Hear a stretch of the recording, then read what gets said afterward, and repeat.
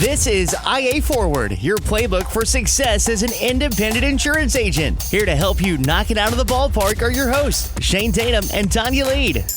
Welcome to IA Forward. A few podcasts ago, we talked about hiring people within your agency and figuring out you don't need someone exactly like you. If you're a hunter, you need somebody that's going to take care of the specifics within the business. If you're hiring somebody, figure out what you don't do well and hire someone to do that. Or figure out what you really dislike doing and hire somebody to do that. Which are generally similar. Things you don't like and things you don't do well. Like, I'm sure there's plenty of people out there, super talented people that are really good at something they don't like. But I haven't met a lot of those people. They may be able to get by. They may be able to allow their talent to get them through something, but that doesn't mean they love it. If I don't love something, I'm probably not passionate about it. If I'm not passionate about it, guess what? I can't be the best at it. And in case y'all don't know, that quote was on my email signature for years. Tonya was trying to make me happy, and she put that on her email signature to brag on her boss and all that. And it was very appreciated. It's a true thing. If you're not passionate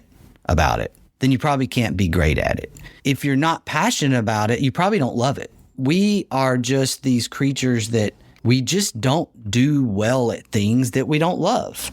I am terrible at paperwork. Why? Because I hate doing paperwork. That's why. Not because it's not important. There are people in our organization who love paperwork. Matter of fact, my beautiful wife, she is a numbers person, and I maybe paper stretch, but paperwork comes with the accounting world. And she loves to do her numbers every day. If she could just sit down and write her row of numbers and calculate those numbers and then do it again, she is so happy. As long as she didn't have to talk to a lot of people, make a bunch of words, that would absolutely make me want to crawl into a fetal position.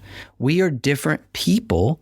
And the fact that she is so great at what she does allows me to love what I do because I don't have to do what she does and I'm not good at what she does. And guess what? We still haven't gotten her on this podcast because we actually got her on a podcast one time. We had the Christmas episode with Julie and the cute boy. She wouldn't do it by herself. And we had to talk about something that she absolutely loves, Christmas. We couldn't talk about insurance. We couldn't talk about our jobs, our work. We had to talk about Christmas, which obviously she loves and is willing to talk about. But you got to find those little special areas to get her to do what I love to do, which is talk. When I started working in this industry, I was actually shocked about the number of agency owners that were natural introverts. I had been around people within the media industry for so long that on-air personalities tend to be introverts. Your salespeople tend to be extroverts. And I made the assumption that salespeople within the insurance industry would be mostly natural extroverts. And I was really shocked to learn that as independent agency owners, that was not usually the case. I struggle with this. I struggle with the introvert-extrovert thing in the insurance industry. We always talk about seeking hunters, not farmers. And finding those hunters are really difficult. We test people. We go through all the personality things and really just identifying that hunter type salesperson is such a rarity. But also some of the struggles that we've had in our organization through the years was managing hunters. There's something that goes with that, right? They're all over the place. My dad and I used to talk about it would be great to have more hunters, but the hunters that we have, we're constantly going around behind them, putting out fires. It's just this everything, like extra, like all this stuff. I don't know that's the best fit for agency ownership. And what's really interesting that you bring that up is that because there are so many introverted personality, you don't realize it because when you're with them, when you see them, when they have to turn on the switch, they can be outgoing, which is what they need to be. They can be outgoing. They can be community driven. They can sell well. which is why we see so many of them within our organization and our agency network have so much success, is because a lot of them came from the captive system and now they're in the independent system, and now they've been entered into this idea of having choice for their consumers, even in a crazy marketplace like the last year or two. And they still have this choice, and it's like kid in the candy store and the introvert switch can flip. That is different than extrovert. If we're going to equate extroverts and hunters, if those two things seem to align, then things about that group of people, which is a smaller group, we deal with a lot of problems. Like we deal with calling the underwriter and apologizing and, they don't cancel their appointment. They just had a rough day. They're the ones that just go off on the wrong people. Like they have a really hard time doing the ownership level things. And you almost want to say, hey,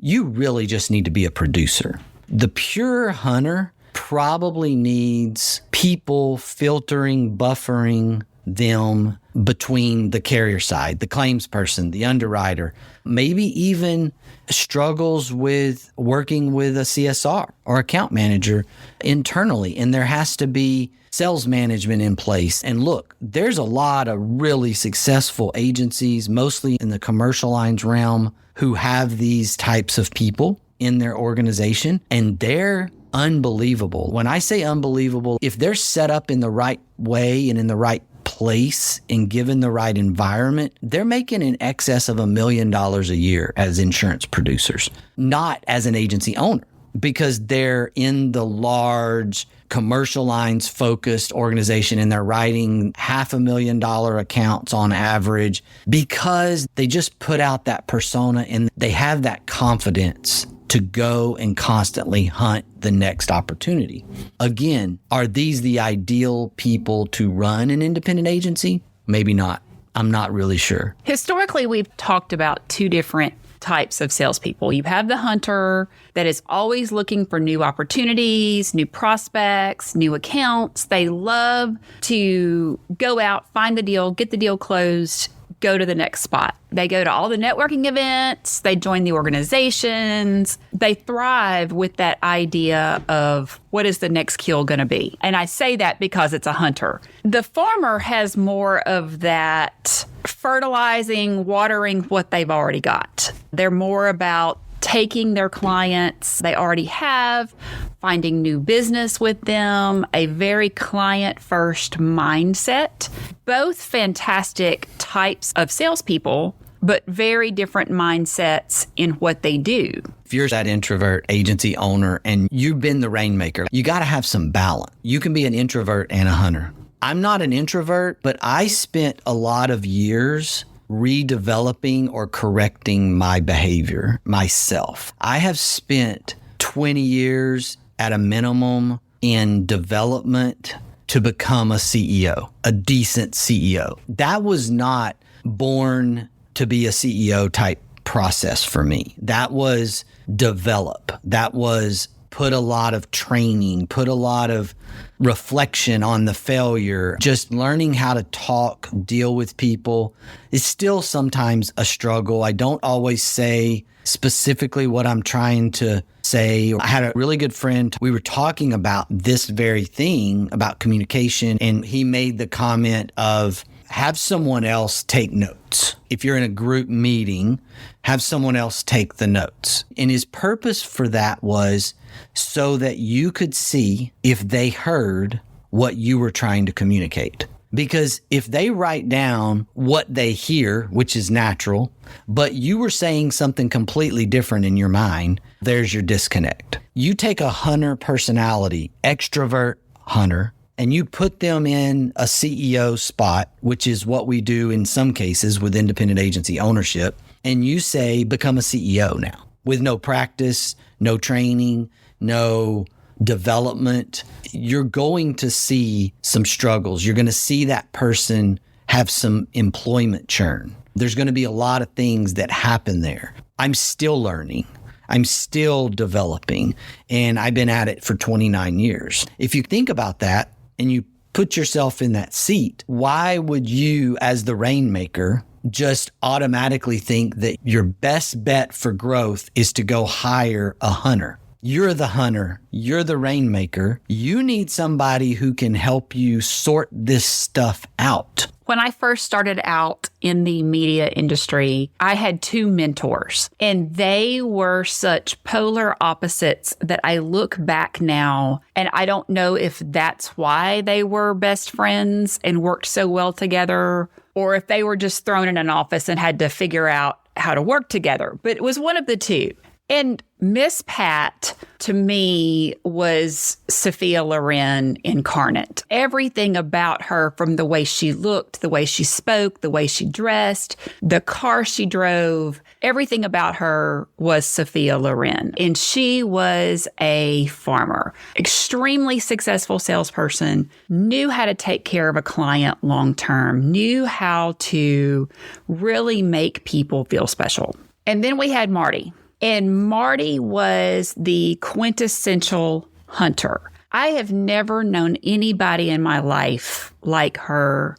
She could get anything she wanted. People would really just say yes to get her to shut up. And I will never forget, as a 19, 20, 21-year-old, watching her do what she did and just being in awe of how she made things happen. When my mom was in law school, she was home over Thanksgiving and actually had a heart attack and was in the cardiac care unit at our local hospital, and they weren't letting anybody back to see her. And she had been back there for hours and hours.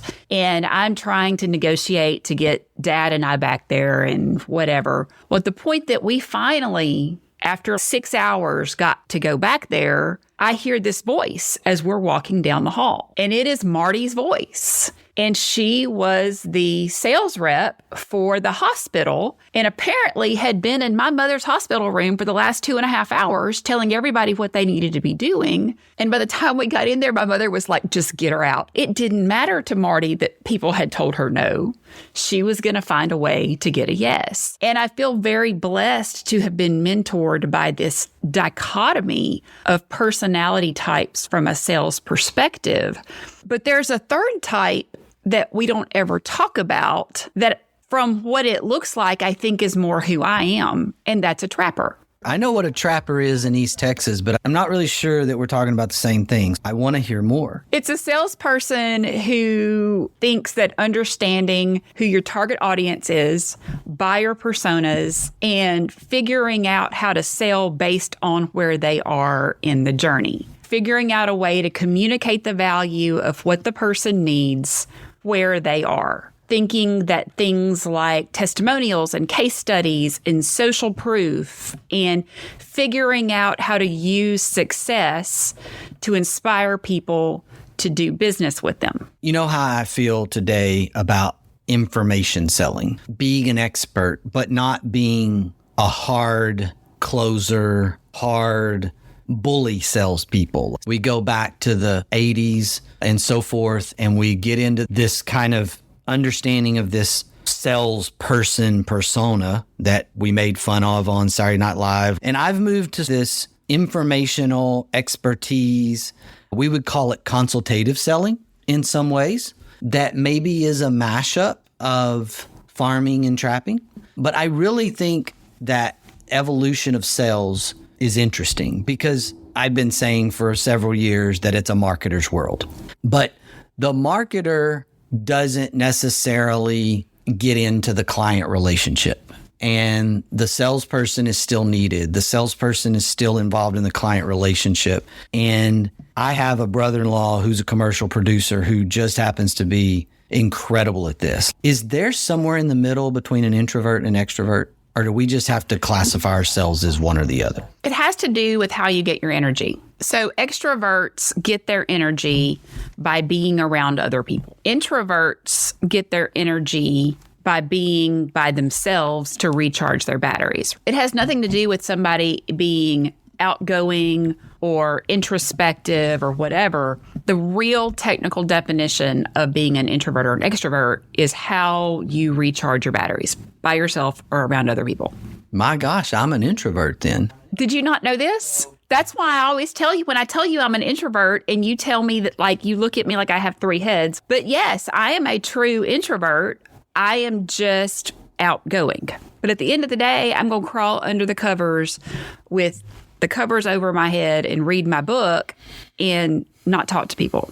This is why this is so difficult in business ownership, is figuring out, first of all, who you are, and then figuring out what to do about that. And most of the time, independent agencies are successful in the beginning because the owner is the best salesperson. And trying to just duplicate the owner's success is a frustrating struggle for the owner. But when the owner surrounds themselves with people who can do the things that they don't want to do, or that they're not great at, or that they're not passionate about, that's when you see that sales success continue to blossom and the agency continue to grow. That's where we come into this maybe mistaken kind of thought process where we think we just need to hire a bunch of hunters and let them hunt. And that's where I see a lot of agencies go wrong. But that makes sense, because I need the person that I hire to pay for themselves.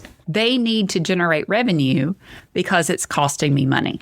Yeah, this is not going to be popular, but hunters don't like to service. They want the next kill. They want to go find the next opportunity. And a lot of things that agency owners match up and do wrong there is they hire that hunter and then they tell them, you got to service your own business. That's mind-numbing for a hunter personality. They don't want to do that. And they're going to struggle. And then the next question that starts to pop up is, as an agency owner building a local brand in your community, what do you want your brand to do? What do you want it to say? What do you want the reputation of your business to be? Because if you're the owner and you're the one that founded it and it becomes an extension of you, and now you're going to put this person out there that's going to go hunt, and you're going to tell them they got to service their own business, and you're going to pay them 60 or 70% of the commission to do this, and you're going to try to take a little cut, and that's how you're going to grow your agency. That isn't going to necessarily give your brand experience, your customer experience, the best foot forward, because they're going to do it terribly because they're a hunter. Whereas if you had an operations person, if it's your first hire, ideally, you get lucky enough that first CSR you hire turns into kind of your operations guru, which then turns into kind of your take care of everything else guru, and then can help you understand when it's time to hire somebody else and for what role. One of our agency partners, Josh Baru, has done this very well, whereas one of his first hires turned out to be the right-hand man type of thing, right? Type of person. And it served him. He's continued to grow and he's continued to pay for that person. His efforts and his ability as the rainmaker, it allowed him to grow and keep growing so that those people are being paid for. They have good salary, good living, good standard of living. Everybody's happy. Everything's working. And he's now doing only the things that he absolutely loves to do and he's passionate about. That's the formula. He didn't go in and try to hire the cheapest person possible. He wanted to make sure that his people made a good living wage to be able to do the things that were important to them. And because of that, he got great people in his agency. Where I have seen agents get so frustrated with people they've hired is they've tried to hire cheap.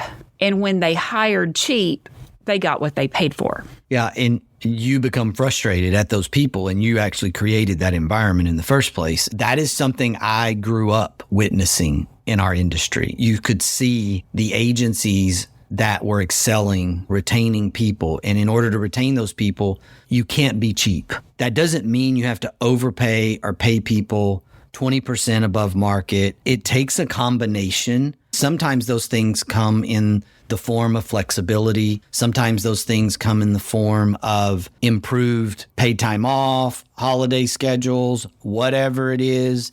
Sometimes it's remote work. Sometimes it's hybrid flex work. There's a lot of different ways that this can take the shape of an environment or culture for your people. You have to pay them enough. You can't be 20% below market and expect, I give you all this flexibility. That's not the good trade. I will say it doesn't mean you have to overpay, but the minute that you're just out of the market, below the market, there is this element of, man, I'm going to have to start over if I lose that person today. And do you want to go down that path? That churning path isn't fun at all.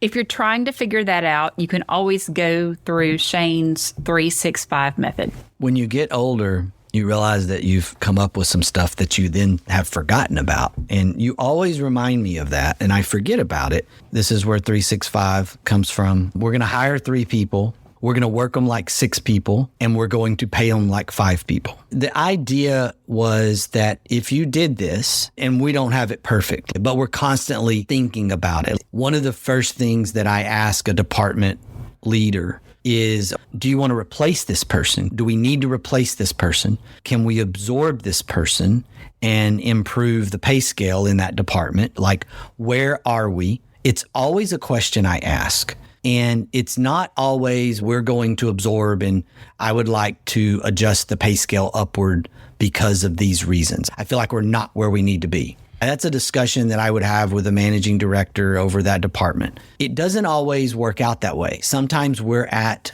the edge of the cliff in terms of capacity, and we have no choice but to replace that person. But I think it's a question that everybody should ask, especially once you get above probably 4 or 5 employees, because you can tend to improve your processes, streamline, get better at things, utilize automation, and then someone resign for whatever reason, retirement, go to another opportunity, go home, decide to be a stay-at-home mom or dad, whatever, and you lose this person. And now you went from 5 employees to 4 employees, but over the last few years, you've improved your operation to the extent that you actually don't have to have that 5th person. So you can take that 5th person, you can use some of that gain in terms of expense in your P&L, and you can reward the 4 people that are remaining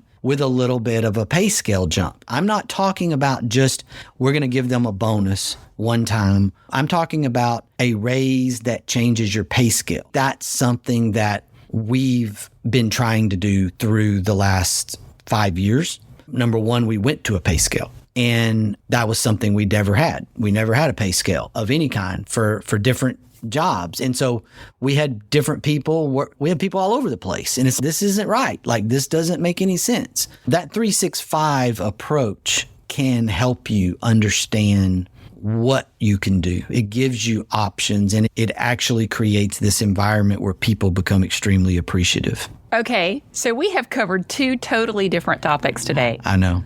We started out talking about sales personas of hunters, trappers, and farmers, and figuring out, okay, what sales persona am I, and how can I best develop that, and then try to pick up some traits of the others. And we've ended up somehow into who we should hire and how to take care of our people. I love that. I love the randomness that happened over the last 25 minutes. Is this the most squirrel moment-oriented podcast in the history of podcasting? No, we've squirreled worse, trust me. Our producer would attest to the fact that we've had much squirrelier episodes, but this was a good one for sure. I think it's all important. I know we started out hunter, farmer, what type of salesperson, but we really landed with if you're trying to hire people early on in your agency life, maybe you don't need to hire a hunter or a salesperson at all. Maybe you need to hire a support staff to help you. Now, I will go one more step and segue here in the last few minutes with, if you're past that point and now we are talking about being in a place that you've got infrastructure and you're going to think about hiring a salesperson, that's where I want to take you down that path of the hunter, farmer type person. I would be really careful about that extreme hunter, just after the kill, type of person. I know that we all think in our minds that's what we want. We have not had a lot of success with that persona. There's plenty of organizations that have. We've had more success with that maybe hybrid farmer hunter that can get more into becoming the expert and being more about the informative, consultative sell. Being able to point out what the hunter missed because they're trying to hurry up and get the sale so they can move on to the next sale.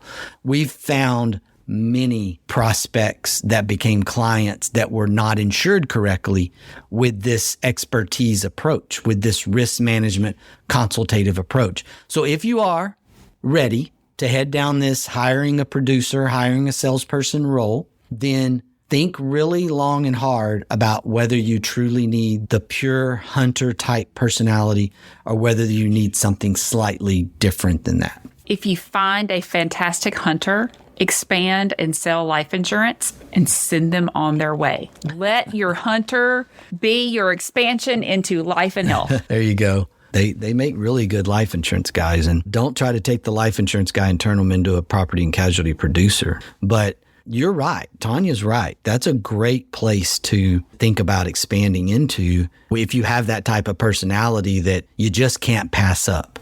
But don't think that they're going to be exactly like you and they're going to do it exactly the way you did it, because you may not be that. Like, you may think you're that type of personality, but most successful agency owners are not that type of personality. I'm going to leave us today with this quote from Simone Biles. I'd rather regret the risks that didn't work out than the chances I didn't take at all. Attitude's a choice. Make a great one.